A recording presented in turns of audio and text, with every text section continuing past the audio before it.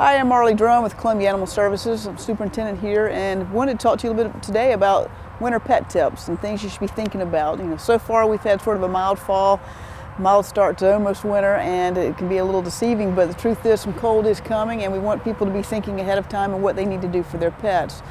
So for starters, if they're not indoor pets, or even if they spend a little bit of time outside, even when they're out for a little bit of time, you want to make sure they have proper shelter, of course food and water and all that, but make sure the shelter is something that actually protects them from the environment.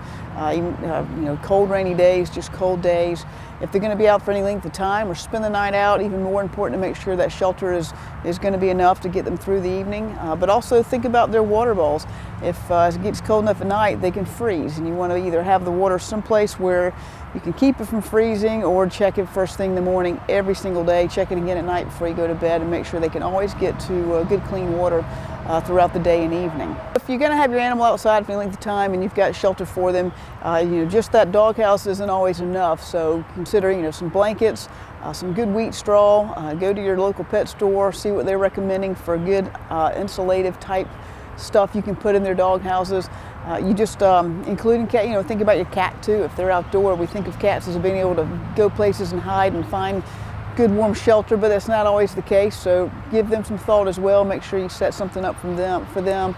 But you just want to really think about, is it something that's going to keep them warm, not just a box they can crawl into. Something else to consider, when in the wintertime, all of us, we shiver, we're cold, we're burning actually a little more energy. So keep an eye on your pet's weight, make sure they're not losing weight. They may need a little extra food just to help keep that winter insulation on, if you will. So, and of course with wintertime, the holidays, we're all doing a little bit of traveling. If you're leaving your pet behind, make sure whoever's caring for that pet is aware of your pet's needs. Make sure they know where everything is that they need to make sure your pet's going to be comfortable and well taken care of. If you are traveling, make sure you're carrying all that stuff with you that you might need, particularly if you go in someplace colder. Just make sure you're prepared for, not only for yourself, but for them. They're part of the family, so take care of them as well. And even though it's not quite cold enough to think about it yet, but what we'll also see in Columbia sometime, or there's a little bit of ice storms, even occasionally a little bit of snow.